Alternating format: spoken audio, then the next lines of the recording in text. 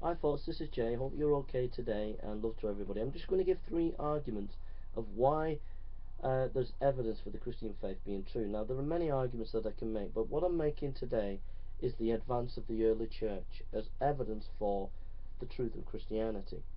So, if you want to look at a source for this, it's J.P. Holding.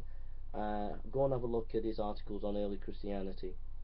Or his article on impossible faith is a really good article. So I want to just share with you three arguments why Christianity is true. I'm going to do one here and two more videos. First of all, the preaching of the cross.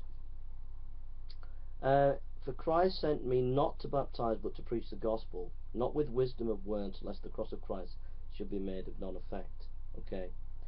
So Paul went around preaching the cross of Christ. Now, in the time of Paul and the early church, crucifixion was seen as the most horrible, disgusting thing that could happen to a person.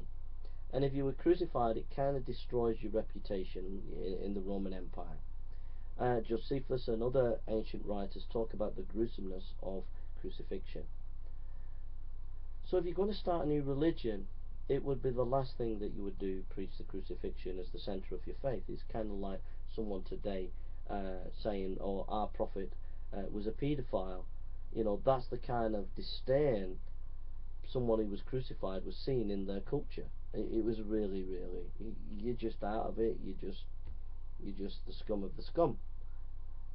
And you wouldn't go around saying, oh, our prophet's a paedophile, our prophet's a paedophile, come to know him. You wouldn't do it. So why did the early church go around preaching Jesus was crucified? It was not a selling point. It would have been massive barrier put up against the Christian faith when they were preaching the crucifixion. And yet, Paul said, we preach Christ crucified. So that is evidence that the Christian faith is true. The fact that it advanced and within 300 years took over the Roman Empire on such a handicap as a message that was not worth selling in the ancient world is evidence. What do you think? Now, we're looking at the early church and we're looking at evidence for Christianity, and that the early church is evidence for the Christianity as well. The advance of the early church is evidence that Christianity is the truth. Secondly, how do you account for the fact that the early church based its foundation on women? It was the women that saw Jesus first, resurrected, and that is in the Gospels. So, for the first 100 years, the women were the central plank in the apologetic of the Christian faith. In other words, the skeptics would have looked at the Gospels and they would have seen women at the centre. Now, this was a handicap in the time. A woman's witness in court from Jewish culture was only worth half of a man. That generally women were not respected in ancient culture. There are feminist scholars that have done articles and tried to piece all information from Greece and Egypt and all the rest about women that did have respect in their ancient cultures and whatever. But if you did a first study of the ancient world, women did not have the same kudos as men.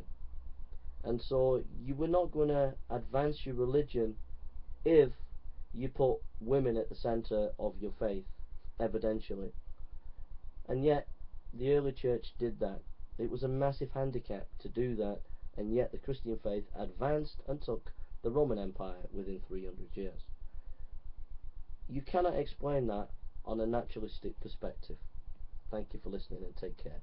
And we're looking at evidence for the early church, for Christianity through the early church, the advance of the early church, and I'll finish now on the issue of class. It is generally thought by many people today that Christianity advanced with the poor people, and that's why it advanced, because they were ignorant and they didn't know better.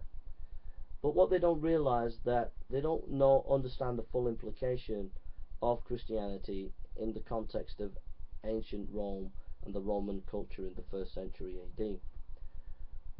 For example, it would not have been an advantage for a slave to become a Christian, because Christianity clearly states that you just to get on with it.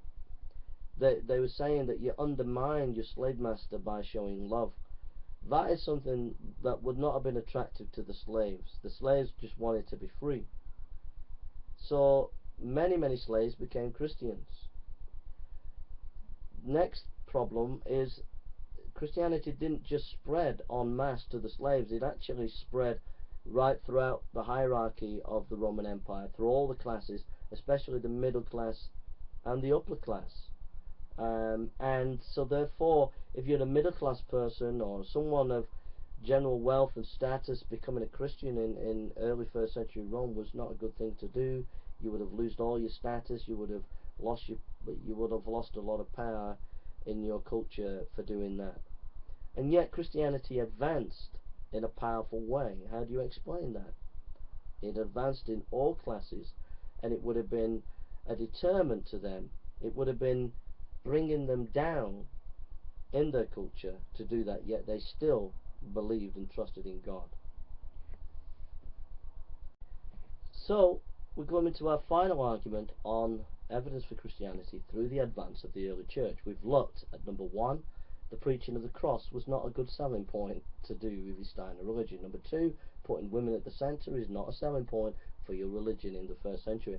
Number three, it's not a selling point for each structure of classes, middle class, working class, upper class, whatever. It was not a selling point, yet as Christianity advanced. And then finally, it was dangerous to be a Christian. You would probably lose your life in the ancient world. That's what happened. There were many persecutions of Christians. Many Christians had their livelihood taken. Many of them were tortured. Many of them were killed. And this happened generation after generation after generation.